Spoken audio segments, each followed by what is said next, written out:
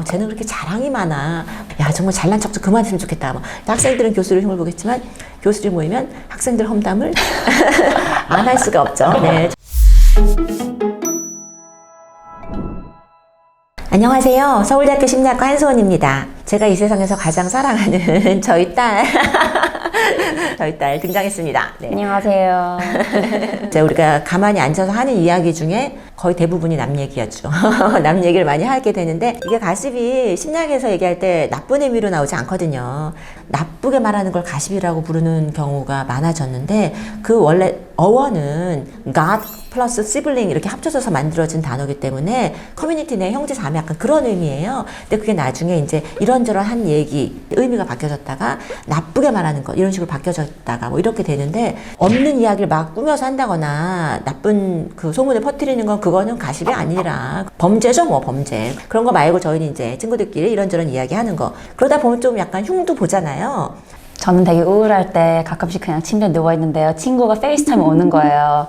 친구가 딱 전화 받으면 뭐 Guess what? 이러는 거예요. 저는 그 순간에 웃기 시작하고 너무너무 기분이 좋아지거든요. 친구 관계가 중요하잖아요. 우리가 친구가 살면서. 근데 친구 관계가 가십을 하면서 더 친해진다. 그런 연구가 있어요. 남의 흉을 조금 본다는 게 자기의 약점을 드러내는 거라는 의미인 거예요. 다른 사람에 대해서 뭐 외모든 뭐 성취한 거든 뭐 아니면 성격에 대해서 흉 볼 수 있잖아요. 쟤는 그렇게 자랑이 많아. 야, 정말 잘난 척 좀 그만했으면 좋겠다.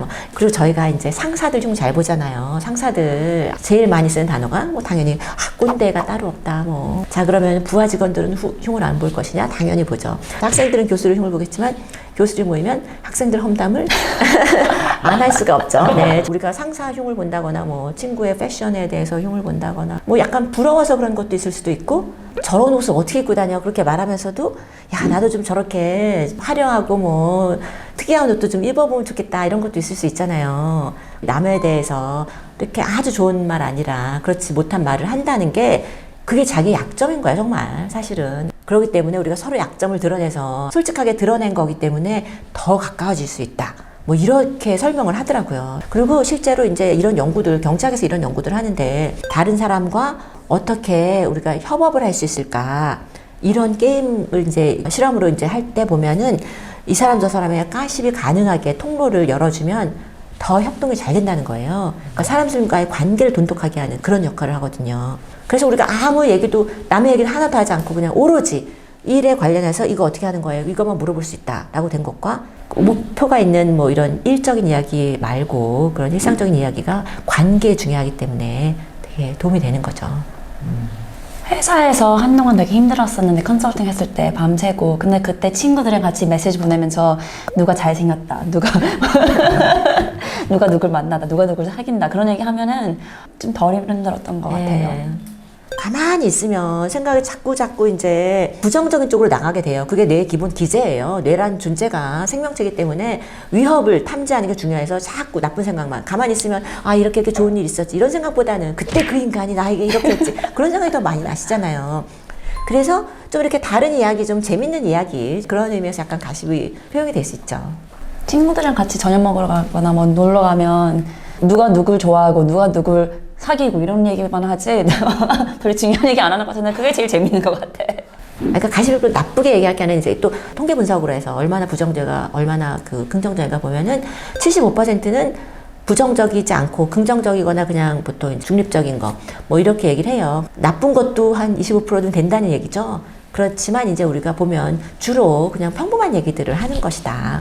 이런 게 되게 쓸데없다고 생각을 하는 사람도 많이 있을 것 같은데 생각보다 효용이 있다는 게 그렇죠. 이제 옛날에 가십 얘기할 때는 미디어가 발달되기 전에는 그게 정보를 주는 수단이잖아요. 그 정보라는 게 우리 사람이 사는 데서 인간관계가 제일 중요하기 때문에 이 사람에 대한 정보가 가장 중요하거든요. 그런데 또 지금 볼 때는 정서적으로 이런 즐거움을 찾는 게 되게 중요한 것 같아요.